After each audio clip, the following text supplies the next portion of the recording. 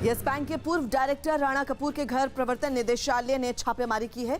ED की 4 टीमों ने राणा कपूर के घर के साथ ही यस बैंक के हेड ऑफिस समेत कई जगहों पर छापेमारी की है। ईडी ने मनी लॉन्ड्रिंग एक्ट के तहत राणा कपूर के खिलाफ केस दर्ज किया और उसके बाद उनके ठिकानों पर छापेमारी की। राणा कपूर के खिलाफ लुकआउट नोटिस भी जारी किया गया है ताकि वो देश छोड़कर विदेश ना भाग पाए।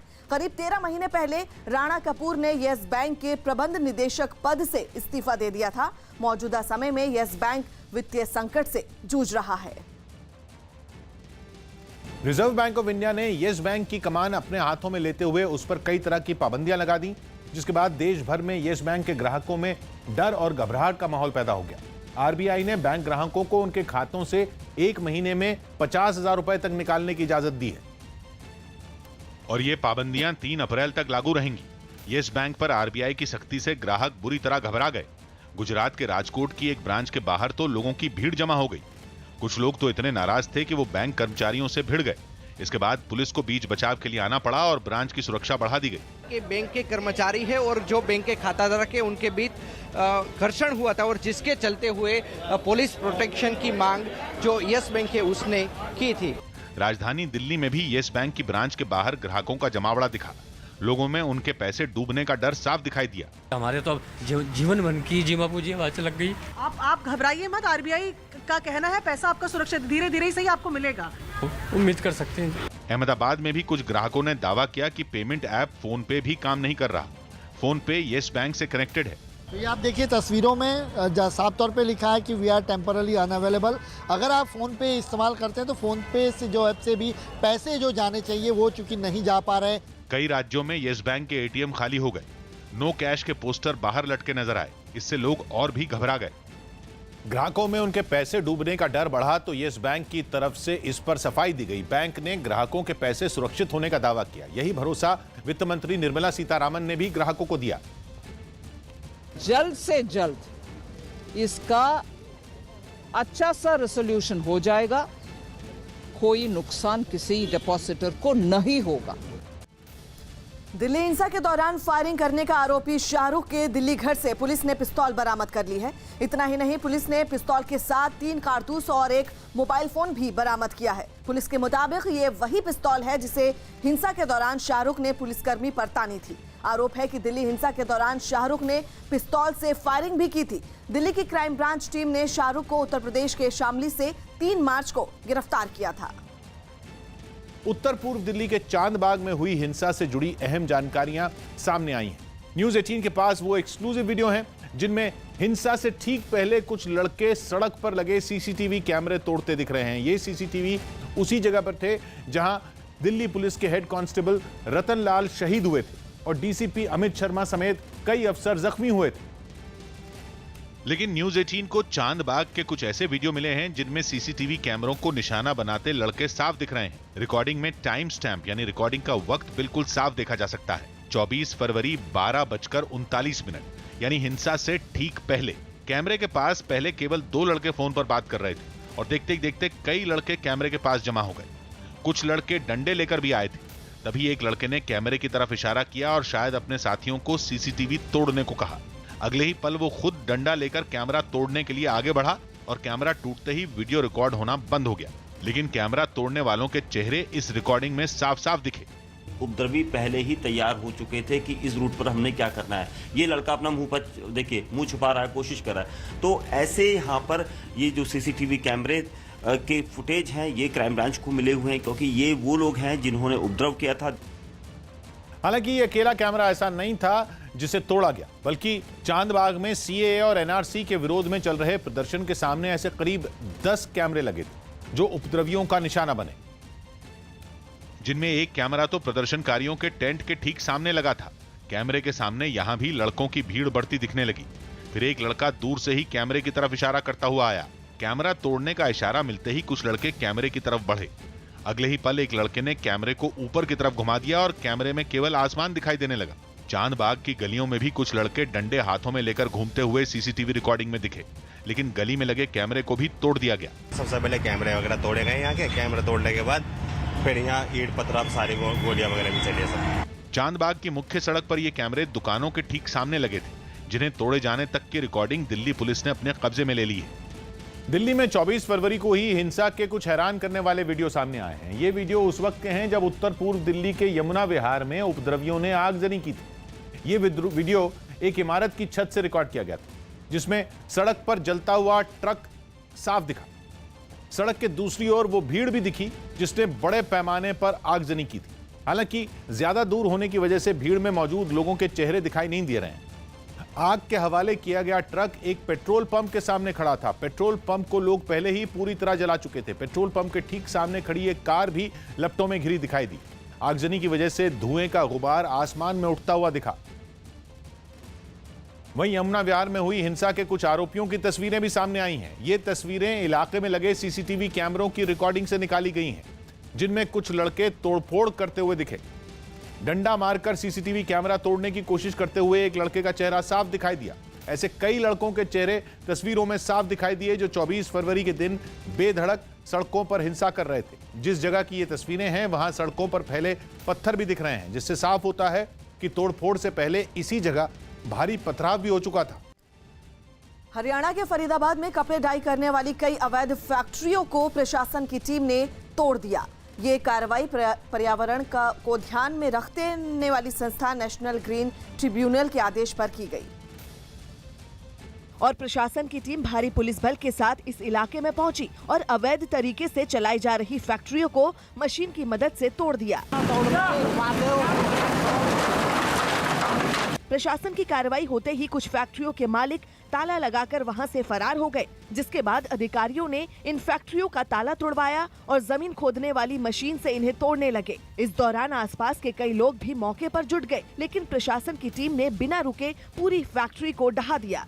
कार्रवाई के दौरान कई फैक्ट्रियों के अंदर पानी के लिए अवैध बोरिंग भी मिली, जिन्हें अधिकारियों ने अपने सामने ही तोड़वा दिया, जबकि कुछ फैक्ट्रियों का बिजली का कनेक्शन भी काट दिया गया। इस कार्रवाई के दौरान कुछ फैक्ट्री मालिकों ने इन्हें दूसरी जगह पर जाने के लिए कुछ समय देने की मांग की, जिसके बाद 30 मार्च तक फैक्ट्री खाली करने का नोटिस दे दिया गया। अधिकारियों ने दावा किया कि इन अवैध फैक्ट्रियों की वजह से इलाके का पानी प्रदूषित हो रहा था। जो केमिकल वाला पानी है वो इरिगेशन कैनाल में या बोरवेल करके ग्राउंड वाटर में उसको छोड़ा जा रहा है, जिसके कारण वाटर पोल्यूट हो रहा है। फिलिस्तीन के गाजा में एक बाजार में भीषण आग लगने की वजह से 9 लोगों की मौत हो गई, जबकि कई लोग घायल हो गए। आग लगने से पहले वहां कई धमाके भी सुने गए, जिसके बाद आग ने बाजार के एक बड़े हिस्से को अपनी चपेट में ले लिया। भीषण लपटों को देख वहां हड़कंप मच गया और लोग जान बचाने के लिए इधर उधर भागने लगे। इस दौरान वहां एक के बाद एक कई धमाके भी हुए, जिससे आग और तेजी से भड़क उठी। आग ने वहां खड़ी कई गाड़ियों को भी अपनी चपेट में ले लिया।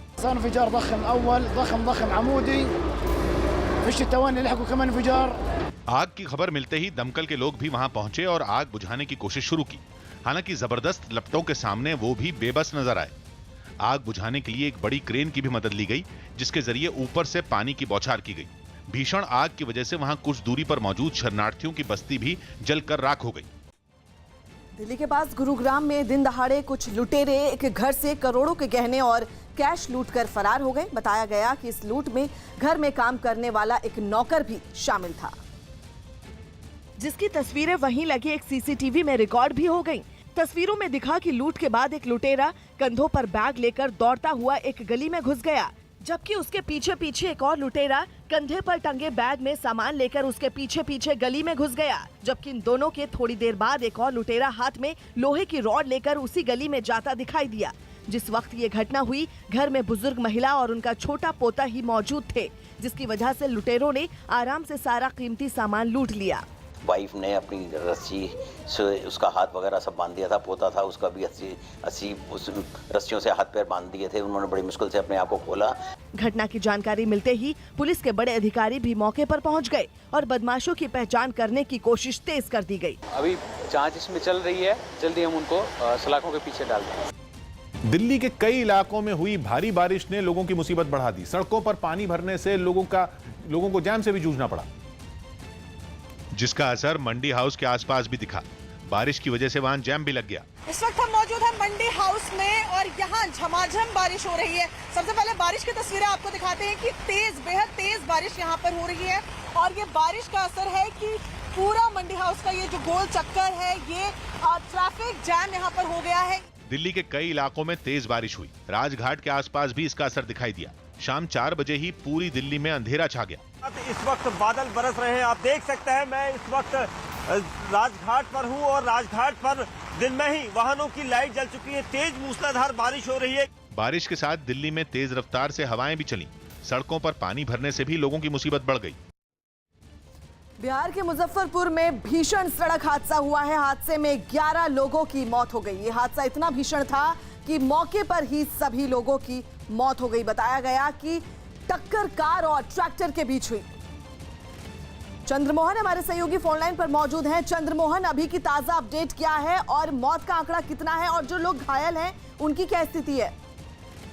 बिल्कुल, देखिए, जो जानकारी मिली है उसके मुताबिक मुजफ्फरपुर के कांटी थाना के टड़वा इलाके की घटना है, जहां ट्रैक्टर और स्कॉर्पियो के बीच में भीषण टक्कर हुई है और मौत का आंकड़ा 11 पहुंच गया है। कुल 11 लोग स्कॉर्पियो में मौजूद थे जो एनएच से टड़वा की तरफ जा रहे थे और इसी दौरान ईंट लदा हुआ ट्रैक्टर सामने से आ रहा था जिसमें टक्कर हुई है और टक्कर के बाद 7 लोगों की घटनास्थल पर ही मौत हो गई, जबकि 4 लोग जो गंभीर रूप से जख्मी थे उनको अस्पताल पहुंचाया गया, लेकिन वहां उनकी मौत हो गई है। अभी प्रशासन वहां पर पहुंची है और पूरे इलाके को जो पूरी तरह से जाम हो गया था उसको खाली कराया जा रहा है, क्योंकि ये एनएच से जुड़ा हुआ टड़वा इलाका है जो मुजफ्फरपुर से टड़वा की तरफ जाता है। तो अभी वहां प्रशासन पूरी तरह से ट्रैफिक को खाली करा रहा है, लेकिन मौत का आंकड़ा जो अभी जानकारी मिली है उसके मुताबिक 11 पहुंच गया है और ये कोशिश जानने की कोशिश की जा रही है कि आखिर ये जो स्कॉर्पियो है ये कहां से आ रहा था और फिर ये कहां इसको जाना था। हालांकि जो मरने वाले लोग हैं वो मुजफ्फरपुर जिले के ही रहने वाले हैं। तो अब पोस्टमार्टम के बाद डेड बॉडी को उनके घर तक पहुंचाया जाएगा। बिल्कुल। कांग्रेस के 7 लोकसभा सांसदों के खिलाफ हुई कार्रवाई के विरोध में संसद परिसर में प्रदर्शन हुआ। एक दिन पहले कांग्रेस के 7 सांसदों पर स्पीकर की कुर्सी पर बैठी रमा देवी के साथ बदसलूकी करने का आरोप लगा था, जिसके बाद उन्हें पूरे सत्र से निलंबित कर दिया गया था। और अगले दिन इसके विरोध में राहुल गांधी समेत कांग्रेस के दूसरे सांसदों ने प्रदर्शन किया, जिसमें पार्टी के निलंबित सांसद भी शामिल हुए। संसद परिसर में लगी गांधी प्रतिमा के सामने इकट्ठा हुए कांग्रेस के इन सभी नेताओं ने काली पट्टी बांधकर अपना विरोध जताया।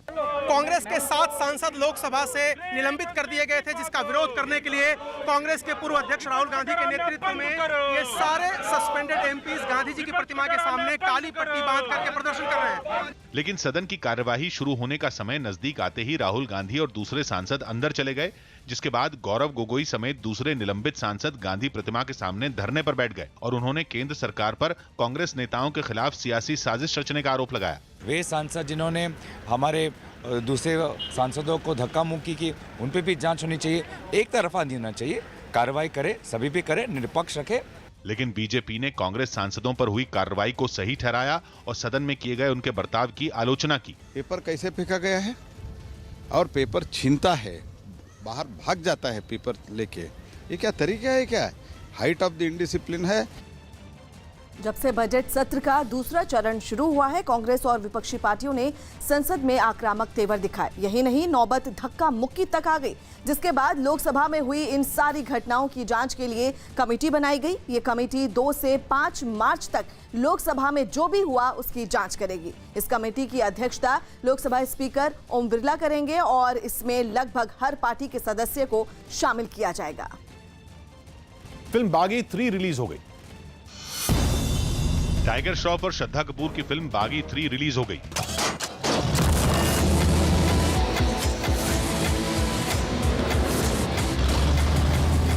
जय Shri Oscar. No one can stop me. Corona virus के बढ़ते खतरे के बाद आरजेडी नेता तेज प्रताप यादव ने पटना में झुग्गी झोपड़ी वाले इलाकों में साबुन और मास्क बांटने का अभियान शुरू कर दिया। आरजेडी नेता तेज प्रताप यादव स्लम बस्तियों में घूम घूम कर जागरूकता अभियान चला रहे हैं। लोगों को साबुन और जो मास्क है वो वितरित कर रहे हैं। लखनऊ पुलिस ने 19 दिसंबर को नागरिकता कानून के विरोध में हुई हिंसा के आरोप में 50 से ज्यादा लोगों की तस्वीरें जारी कर दी। इनमें पूर्व आईपीएस अधिकारी एसआर दारापुरी भी शामिल हैं। होली के तुरंत बाद हम एक रिट याचिका दायर करने वाले हैं, जिसमें हम रिकवरी को चैलेंज करेंगे और ये पोस्टर लगाना है उसको चैलेंज करेंगे। यूपी सरकार ने ओले गिरने से राज्य के किसानों को हुए नुकसान की भरपाई के लिए मुआवजा देने का ऐलान किया।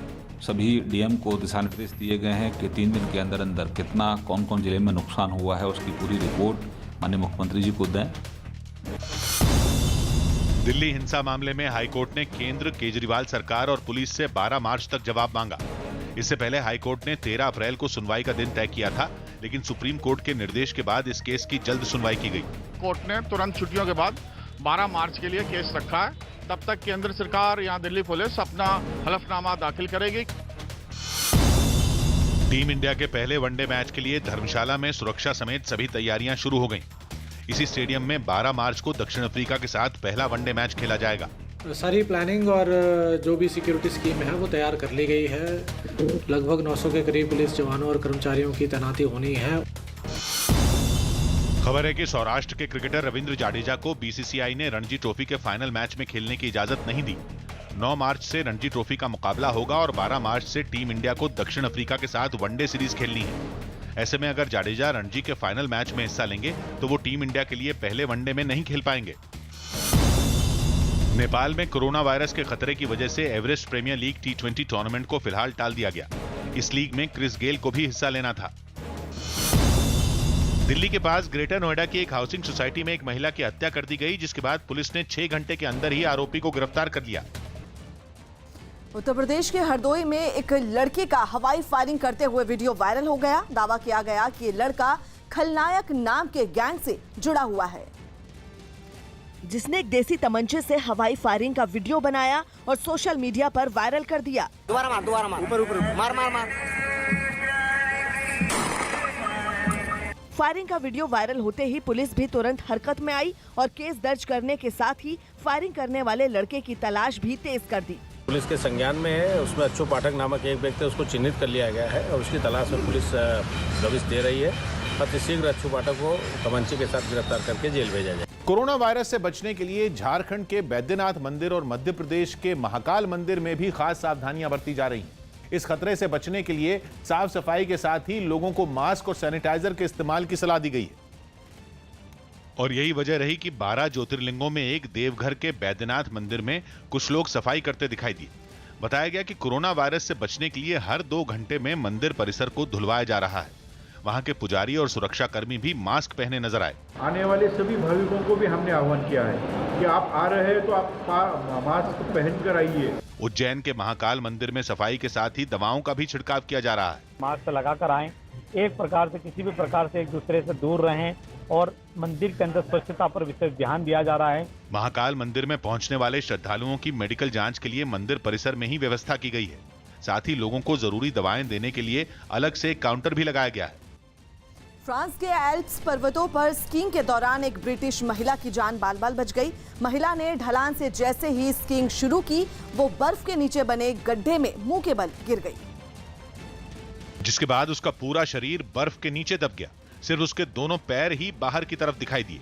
महिला के 2 साथी भी पीछे से स्कीइंग करते हुए नीचे की तरफ आ रहे थे। तभी उन्हें बर्फ में दबी महिला के पैर नजर आए, जिसके बाद फौरन एक साथी ने अपने बैग से बेलचा निकाला और वहां से बर्फ हटाने का काम शुरू किया। Daisy, just stay calm. Daisy, stay calm. Don't move, I'm digging you out. महिला के दोस्तों को इस काम में काफी वक्त लग गया। इस दौरान बर्फ में दबी महिला ने भी हिम्मत नहीं हारी और वो भी लगातार बाहर निकलने के लिए जोर लगाती रही। आखिरकार किसी तरह दोस्तों ने उसे गड्ढे से खींचकर बाहर निकाल लिया, जिसके बाद सभी ने राहत की सांस ली। पंजाब के मानसा में वेतन बढ़ाने की मांग पर प्रदर्शन कर रही आंगनबाड़ी कार्यकर्ताओं की पुलिस से झड़प हो गई। इन आंगनबाड़ी कार्यकर्ताओं को डिप्टी कमिश्नर के दफ्तर के बाहर से जेल भरो आंदोलन की शुरुआत करनी थी, लेकिन जैसे ही अपना विरोध जताते हुए ये महिलाएं आगे बढ़ीं, वहां पहले से मुस्तैद पुलिस ने बैरिकेडिंग कर उन्हें रोक दिया, जिसके बाद महिलाओं ने जबरन आगे बढ़ने की कोशिश की। ऐसे में पुलिस से उनकी धक्का मुक्की भी हुई। फिर भी उन्होंने सरकार के खिलाफ नारेबाजी जारी रखी। इससे पहले मुंह पर काली पट्टी बांधकर इन महिलाओं ने रैली भी निकाली। इस विरोध प्रदर्शन के दौरान आंगनबाड़ी कार्यकर्ताओं ने हाथों में कई तख्तियां भी ली हुई थीं। वेतन बढ़ाने की मांग को सरकार से मनवाने के लिए इन प्रदर्शनकारियों ने बारिश में भी विरोध प्रदर्शन जारी रखा और चेतावनी दी कि जब तक उनकी मांगें पूरी नहीं होती ये आंदोलन जारी रहेगा। जिन्ना चिर साडियां मंगां दा हल नहीं हुंदा असीं साडी एजिटेशन इसे तरह जारी रहूगी। इन प्रदर्शनकारियों ने राज्य सरकार से हरियाणा की आंगनबाड़ी कार्यकर्ताओं के बराबर वेतन बढ़ाने की मांग की। अफगानिस्तान की राजधानी काबुल में शिया मुस्लिम समुदाय के एक कार्यक्रम पर हुए आतंकी हमले में 32 लोगों की मौत हो गई। बंदूक लिए कुछ आतंकियों ने कार्यक्रम में शामिल लोगों पर गोलीबारी कर दी और भागकर एक इमारत में छिप गए। हमले की जानकारी मिलते ही अफगान सुरक्षा बल ने इलाके की घेराबंदी कर दी। वहीं घायलों को अस्पताल ले जाने के लिए कई एम्बुलेंस सड़क पर दौड़ती दिखी।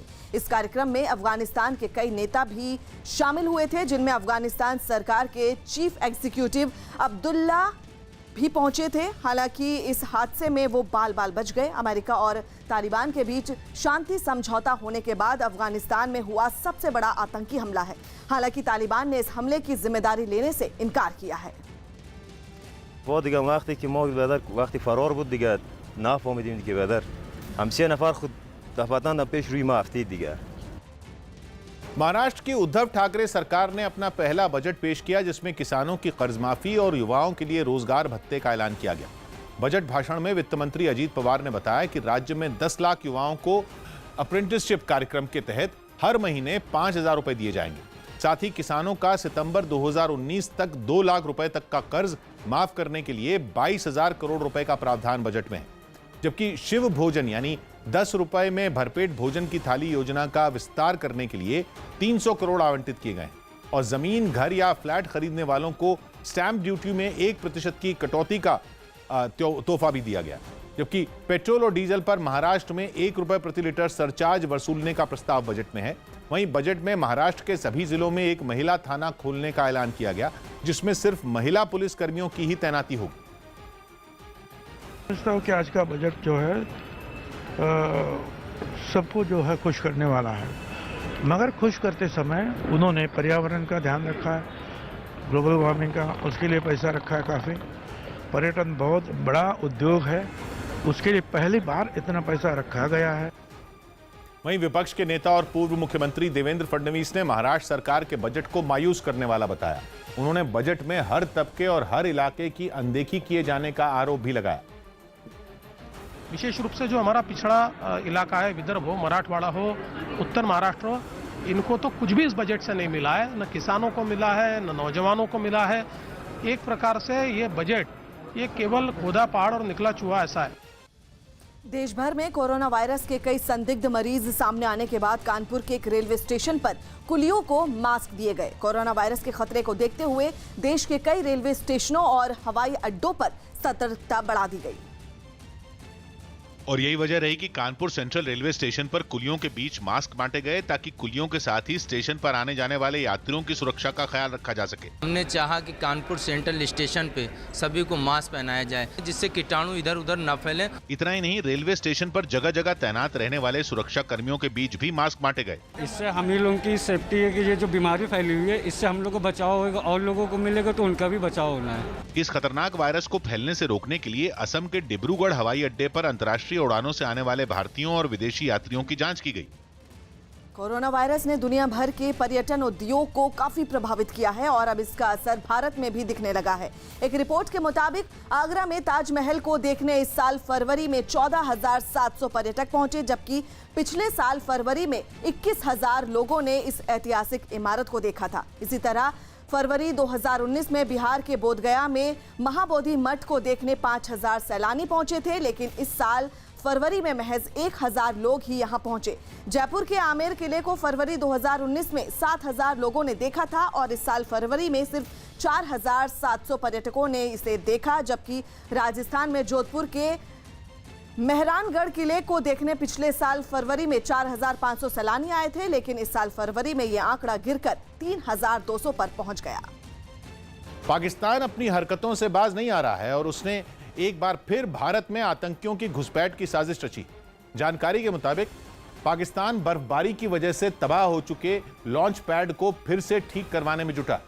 साथ ही आतंकियों के रुकने के लिए बनाए गए बंकरों को भी दुरुस्त किया जा रहा है, क्योंकि पाकिस्तान एक बार फिर भारत में आतंकियों की घुसपैठ करवाने की तैयारी में है और इसके लिए पाकिस्तान के कब्जे वाले कश्मीर के रावलाकोट में एक बैठक भी हुई। जिसमें पाकिस्तान की सेना और वहां की खुफिया एजेंसी ISI के बड़े अधिकारियों समेत कई आतंकी भी शामिल हुए। हवा जो है कश्मीर, जम्मू कश्मीर में तो पूरी तरह से बदल चुकी है, लेकिन जहां तक पाकिस्तान की बात है, ये अपनी हरकतों से चेंज नहीं करेगा। अब पहले भी करता आ रहा है, आज भी करेगा और कल भी करेगा।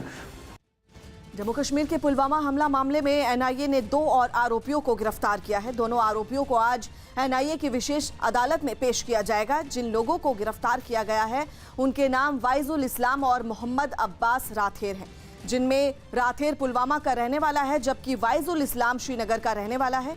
वाइजुल इस्लाम पर IED बनाने के लिए केमिकल जुटाने और राथेर पर कई बार पुलवामा हमले के आत्मघाती हमलावर आदिल अहमद डार को अपने घर में रखने का आरोप है। 14 फरवरी 2019 को जम्मू कश्मीर के पुलवामा में CRPF के काफिले पर हमला हुआ था, जिसमें 40 जवान शहीद हो गए थे। हिमाचल प्रदेश के कई जिलों में बारिश और बर्फबारी की वजह से एक बार फिर ठंड बढ़ गई। राजधानी शिमला, मनाली, कुल्लू और लाहौल स्पीति समेत कई जिले बारिश और बर्फबारी के बाद शीतलहर की चपेट में आ गए। और इसका सबसे ज्यादा असर मनाली में देखने को मिला, जहां पिछले कई घंटों से लगातार बर्फबारी हो रही है, जिसकी वजह से वहां चारों तरफ बर्फ की सफेद चादर बिछ गई। मकान, पेड़ और सड़कें बर्फ से ढक गईं। मार्च के महीने में भी लोगों को दिसंबर और जनवरी का एहसास होने लगा। कुछ इलाकों में बारिश ने भी लोगों को परेशान किया। मौसम में अचानक हुए इस बदलाव के बाद लोगों को दोबारा अपने गर्म कपड़े और छाते निकालने पड़ गए। हालांकि इस बर्फबारी ने पर्यटकों के चेहरों पर खुशी ला दी। हमें यहाँ आके बहुत अच्छा लगा। इधर बारिश भी और साथ में स्नोफॉल भी आज हुई और कल 1-2 दिन में और ज्यादा स्नोफॉल होने के चांसेस है। मनाली के अलावा कुल्लू में भी बर्फबारी की वजह से लोगों की परेशानी बढ़ गई। लाहौल स्पीति में बर्फबारी के बाद हालात एक बार फिर पटरी से उतर गए। सड़कों पर बर्फ की मोटी परत बिछ जाने से लोगों का अपने घरों से निकलना मुश्किल हो गया। शिमला में भी बर्फबारी के बाद ठंड बढ़ने से लोग अपने घरों में कैद होने को मजबूर हो गए। कुछ दिन पहले दिल्ली में हुई हिंसा के दौरान पुलिस के 3 जवानों ने बिना अपनी जान की परवाह किए 70 से ज्यादा लोगों की जान बचाई। हिंसा वाले दिन ये तीनों पुलिसकर्मी गोकुलपुरी इलाके में तैनात थे और हिंसा के दौरान आगजनी और हंगामे के बीच अपनी जान की परवाह किए बिना भीड़ के बीच फंसे लोगों को बचाकर सुरक्षित इलाकों में पहुंचाया। इन लोगों में कई महिलाएं और बच्चे भी शामिल थे। ये करीब 70 आदमी हमने यहाँ छोड़ दिए। अच्छा, आपके यहाँ पे हैं रिश्तेदार हैं? बिलासपुरी से निकाल के लाया। अच्छा, बिलासपुरी से। बहुत बहुत शुक्रिया हजरत, बहुत धन्यवाद आपका, बहुत अच्छा लगा। इन पुलिसकर्मियों ने बताया कि जब वो मौके पर पहुंचे तो हालात बेहद खतरनाक थे, जिसके बाद उन्होंने सबसे पहले आग बुझाने के लिए दमकल कर्मियों को भेजने के लिए कंट्रोल रूम में सूचना दी। फोर्स के साथ फायर टेंडर भेजा जाए मौके पे। आगजनी बहुत ज्यादा बढ़ती जा रही, काफी घरों में आग लग गई। पुलिस कर्मियों ने बताया कि जब वो लोगों को भीड़ के बीच से निकालने की कोशिश कर रहे थे तो उन पर भी भीड़ ने हमला करने की कोशिश की थी। गाड़ी से उतारने की कोशिश भी कर रहे थे, उनको PCR गाड़ी को तोड़ने की भी कोशिश कर रहे थे। बहुत मुश्किल था उनको वहाँ से निकालना। उनकी बिल्कुल जान पे बन रही थी उस टाइम पे। वो बहुत डरे हुए थे, घबराए हुए थे। दिल्ली में होली के दिन मेट्रो दोपहर बाद चलेगी। दिल्ली में 10 मार्च को होली वाले दिन मेट्रो दोपहर 2:30 बजे तक बंद रहेगी। पश्चिम बंगाल के राज्यपाल जगदीप धनखड़ ने राज्य के मौजूदा हालात पर दिल्ली में गृह मंत्री अमित शाह से मुलाकात की। इस मुलाकात का उद्देश्य यह है कि पिछले 7 महीने में राज्य के जो हालात हैं उनके बारे में माननीय गृह मंत्री जी को अवगत कराऊं। आगरा के मेयर ने कोरोना वायरस का खतरा पूरी तरह खत्म होने तक ताजमहल को पर्यटकों के लिए बंद करने की मांग की।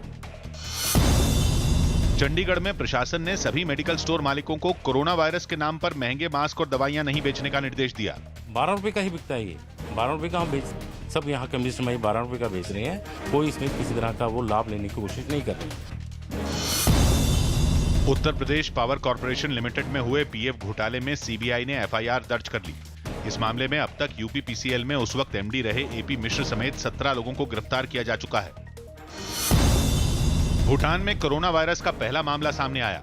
76 साल के एक अमेरिकी पर्यटक में कोरोना वायरस के लक्षण पाए गए। वहां की सरकार ने दावा किया कि जिस अमेरिकी पर्यटक में कोरोना वायरस की पुष्टि हुई वो 2 मार्च को गुवाहाटी से भूटान आया था। फीफा ने कोरोना वायरस की वजह से वर्ल्ड कप 2022 और एशिया कप 2023 के सभी क्वालिफायर मुकाबले टालने का प्रस्ताव दिया। इनमें मार्च में भुवनेश्वर में होने वाला भारत और कतर का मुकाबला भी शामिल है। हालांकि भारतीय टीम पहले ही वर्ल्ड कप में जगह बनाने की दौड़ से बाहर हो चुकी है। इंदौर में इस महीने के आखिर में होने वाले आईफा अवार्ड समारोह को कोरोना वायरस की वजह से टाल दिया गया। अब आयोजकों की तरफ से जल्द नई तारीखों का ऐलान किया जाएगा। दिल्ली के जहांगीरपुरी में पिछले कई दिनों से गायब एक बच्चे का शव नाले से बरामद किया गया, जिसके बाद लोगों ने बच्चे के नाले में गिरने से मौत की आशंका जताई। गुजरात के छोटा उदयपुर में वन विभाग ने तेंदुए की खाल के साथ 5 आरोपियों को पकड़ने का दावा किया। करीना कपूर ने पहली बार इंस्टाग्राम पर अपना अकाउंट बनाया। इस अकाउंट में तेजी से उनके करीब 9 लाख फॉलोअर भी हो गए। महाराष्ट्र के भिवंडी में पूर्व मुख्यमंत्री देवेंद्र फडणवीस ने क्रिकेट खेला। देवेंद्र फडणवीस इलाके के सांसद कपिल पाटिल के साथ भिवंडी में चल रहे क्रिकेट टूर्नामेंट का एक मैच देखने पहुंचे थे, जहां खिलाड़ियों को खेलता देख पूर्व सीएम से रहा नहीं गया और उन्होंने भी बैट थामकर बल्लेबाजी की। इस दौरान सांसद ने बॉल पकड़ ली और जैसे ही उन्होंने गेंद डाली, फडणवीस ने लंबे शॉट लगा दिए, जिस पर वहां मौजूद लोगों ने खूब तालियां भी बजाईं। फडणवीस ने कई गेंदों का सामना किया और उन पर अच्छे शॉट लगाए।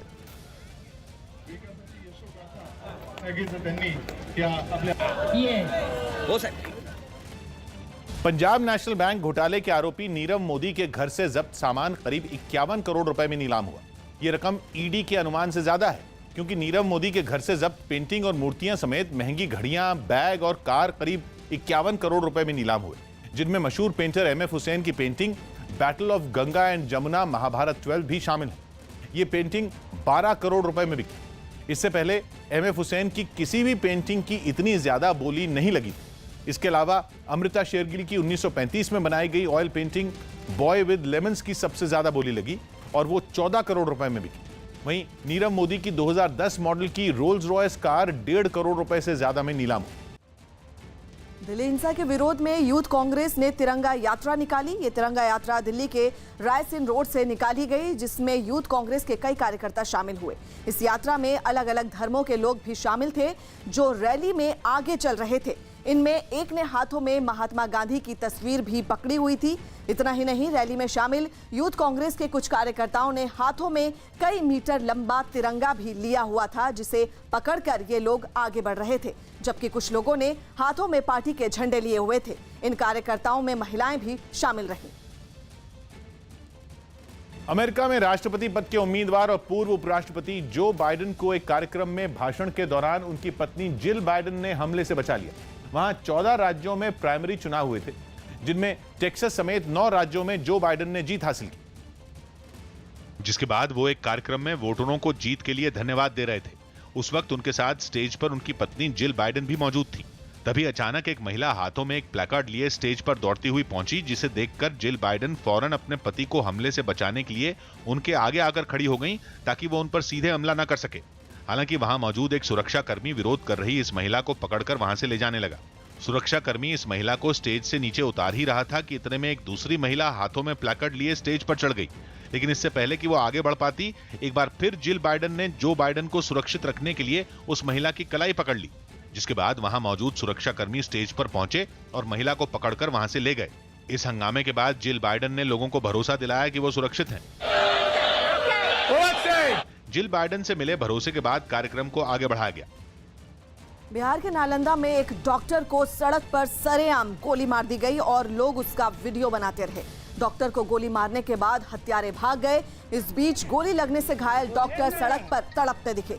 वारदात के वक्त मौके पर कई लोग मौजूद थे, लेकिन कोई भी उनकी मदद के लिए आगे नहीं आया। यही नहीं, वीडियो में साफ दिखा कि कई लोग तो सड़क पर तड़प रहे डॉक्टर का वीडियो बनाते रहे। बाद में डॉक्टर को अस्पताल पहुंचाया गया, लेकिन उनकी जान नहीं बच सकी। अमृतसर के स्वर्ण मंदिर परिसर में दल खालसा समर्थकों और एसजीपीसी की टास्क फोर्स में हाथापाई हो गई। इसकी शुरुआत नानक शाही कैलेंडर जारी करने के दौरान हुई, जिसमें करतारपुर कॉरिडोर के लिए पाकिस्तान को शुक्रिया कहा गया। कैलेंडर जारी करने से ठीक पहले दोनों गुटों में बहस हुई और जैसे ही दल खालसा ने कैलेंडर दिखाया, पहली झलक मिलते ही विरोध शुरू हो गया।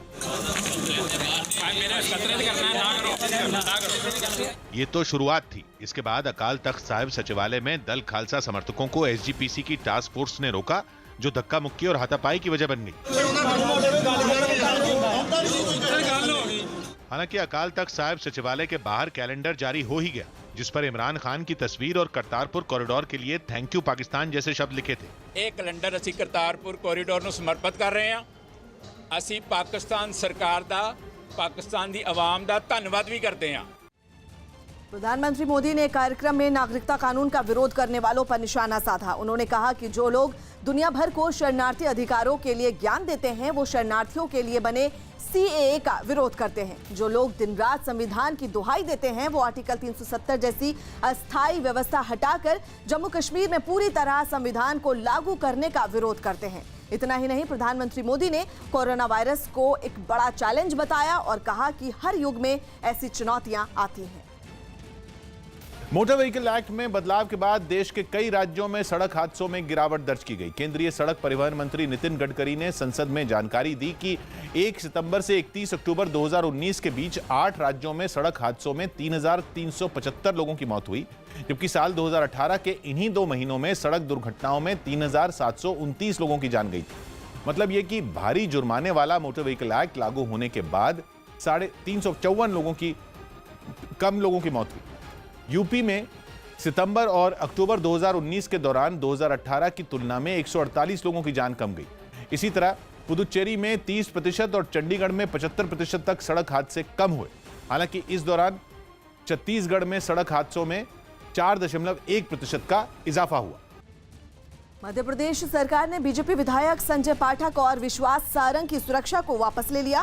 कांग्रेस ने इससे पहले दोनों विधायकों पर राज्य की कमलनाथ सरकार को गिराने की कोशिश का आरोप लगाया था। सुरक्षा हटने के बाद संजय पाठक और विश्वास सारंग ने अपनी जान को खतरा बताया है कि मुझे घेरा गया। कुछ लोग वर्दी में थे, कुछ सादी वर्दी में थे। मेरा पीछा किया गया, मुझे अंधेरे में रोकने का प्रयास किया गया। मैंने उसके वीडियो बनाए। मैंने अभी भी बोला कि मैं समय आने पर वो वीडियो भी जारी करूंगा। मुझे आशंका है कि कल मेरा अपहरण करके ले जाके मेरे हत्या भी कर सकते हैं ये लोग। इस स्तर पे मध्य प्रदेश की राजनीति पहुंच गई है। उन्होंने मेरे परिवार से संबंधित लोगों के व्यापार बंद कर दिए, सैकड़ों हजारों लोगों को बेरोजगार कर दिया। मध्य प्रदेश में बीजेपी पर लग रहे विधायकों की खरीद फरोख्त के आरोपों के बीच मुख्यमंत्री कमलनाथ ने नेताओं को सिद्धांतों की राजनीति करने की सलाह दी। कमलनाथ ने यह भी कहा कि मध्य प्रदेश के नेता बिकाऊ नहीं हैं। सब सोचते हैं कि ये बिकाऊ हैं, सब कहेंगे कि दब जाते हैं। सबको कहना चाहिए मध्य प्रदेश में जो राजनीतिक व्यक्ति हैं वो बिकाऊ नहीं है। ये बिकाऊ नहीं है, ये सिद्धांतों की राजनीति करते हैं। कुछ भारतीय खिलाड़ियों ने ऑल इंग्लैंड बैडमिंटन चैंपियनशिप से अपना नाम वापस ले लिया। HS प्रणॉय समेत कुछ भारतीय खिलाड़ियों ने कोरोना वायरस की वजह से ऑल इंग्लैंड बैडमिंटन चैंपियनशिप से अपना नाम वापस ले लिया। हालांकि साइना नेहवाल और PV सिंधु इस चैंपियनशिप में हिस्सा लेंगी। असम सरकार ने ओलंपिक्स और एशियन गेम्स में गोल्ड मेडल जीतने वाले खिलाड़ियों को बड़ा तोहफा दिया। अब यह उपलब्धि हासिल करने वाले सभी खिलाड़ी राज्य लोक सेवा आयोग की परीक्षा दिए बिना अधिकारी नियुक्त हो जाएंगे। राज्य सरकार के इस फैसले के बाद एथलीट हिमा दास को DSP नियुक्त किया गया। केंद्र सरकार ने कोरोना वायरस की वजह से रेलवे समेत सभी मंत्रालयों और विभागों में उंगली के निशान से लगने वाली बायोमेट्रिक अटेंडेंस पर 31 मार्च तक रोक लगा दी। दिल्ली के मंत्री गोपाल राय ने हिंसा में प्रभावित लोगों के लिए बनाए गए कैंप का दौरा किया और बारिश की वजह से बढ़ी समस्याओं को भी दूर करने का भरोसा दिया। तो वहाँ जो बारिश की वजह से प्रॉब्लम आ गई उसको सॉर्ट आउट किया गया और दूसरा पुलिस को लेकर के जो लोगों का कंसर्न है तो पुलिस कमिश्नर से हमने बात की है कि उसको सॉर्ट आउट किया जाए। सेना ने कोरोना वायरस के खतरे को देखते हुए किसी भी इमरजेंसी के लिए पूरी तरह तैयार रहने के निर्देश दिए। साथ ही कोरोना वायरस के मरीजों के लिए जैसलमेर, सूरतगढ़, सिकंदराबाद, चेन्नई और कोलकाता में सेंटर खोलने की बात कही। दिल्ली में हुई हिंसा के विरोध में कुछ वकीलों ने प्रदर्शन किया और मार्च निकाला। अक्षय कुमार जैसलमेर एयरपोर्ट पर मास्क पहने नजर आए। इस दौरान उन्होंने कोरोना वायरस की वजह से फैंस के साथ तस्वीरें खिंचवाने से भी इनकार कर दिया। ऑस्ट्रेलिया के क्रिकेटर मिचेल स्टार्क कल दक्षिण अफ्रीका के साथ होने वाले तीसरे वनडे मैच में हिस्सा नहीं लेंगे। स्टार्क T20 वर्ल्ड कप में अपनी पत्नी और क्रिकेटर एलिसा को फाइनल मैच में खेलते हुए देखना चाहते हैं, इसलिए वो दक्षिण अफ्रीका से ऑस्ट्रेलिया रवाना हो गए। यूपी के वाराणसी में लोगों ने चिता की राख से होली खेलकर जश्न मनाया। बताया गया कि वहां सदियों से ये परंपरा चली आ रही है, जिसके तहत मणिकर्णिका घाट पर लोग एकजुट होते हैं और रंगों की बजाय जलती हुई चिता की राख से होली खेलते हैं। हर साल की तरह इस साल भी हजारों लोग राख से होली खेलते नजर आए, जिसमें बड़ी संख्या में विदेशी भी शामिल थे। इस मौके पर लोग बड़ी संख्या में शिव मंदिरों में भी जमा हुए और डांस करते हुए चिता की राख से जमकर होली खेली।